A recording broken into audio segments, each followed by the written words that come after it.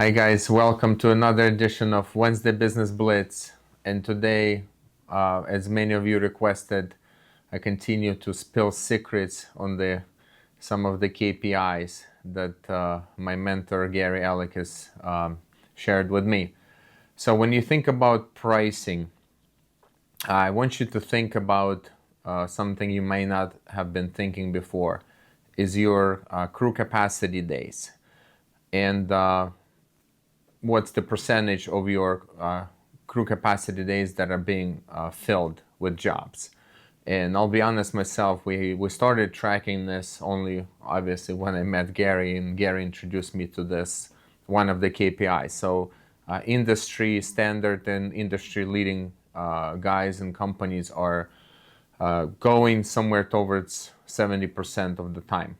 So that means that 70% of the time is jobs are filled. So it means that 30% of the time you don't have any work. That's a good case scenario, right? Average is about 50%.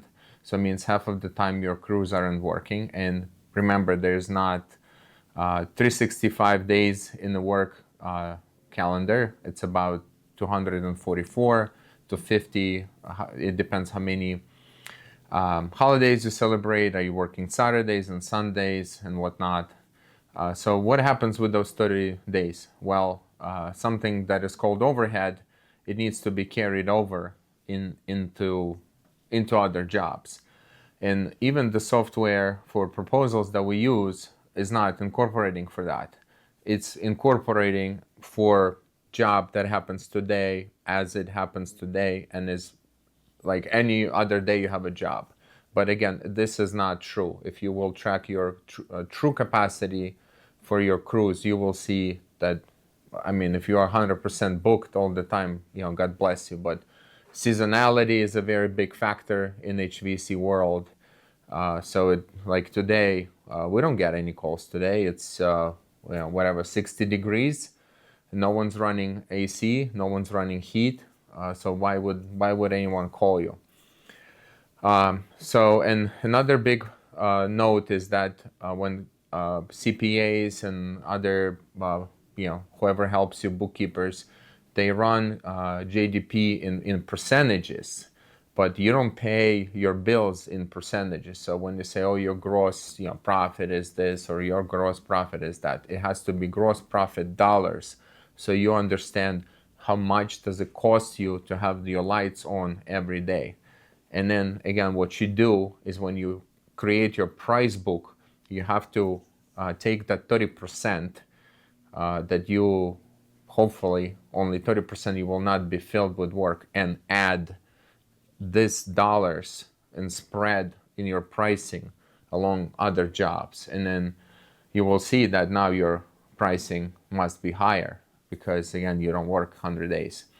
And what do you do then is a continuation of this great Excel spreadsheet that Gary provided to us. And I like it more than this very sophisticated proposal tool, because I can manipulate all this data and I could see what happens with different percentages when we work, when we're busy more days or less days. And then you have, so for example, if you have your target for 70%, it depends how many crews you have, 1, 2, or 3 crews, right? You then multiply a number of crews per your, let's say 70% that you're going to be busy, and you get target number of jobs that you need per year. And then you set your goal. For example, our close rate for sales is 50%. So then you take that and you say, okay, then this is how many leads I need, right, in order to fill this, 70% target. And then you know how many leads per month you need, and then you know how many leads per day you need. In our case, when I ran our numbers, it came up to 6 leads a day. So we need to run 6 leads a day in order to, I guess, close 3. And then it would bring us to 700 and something jobs over the course of a year at 70% capacity.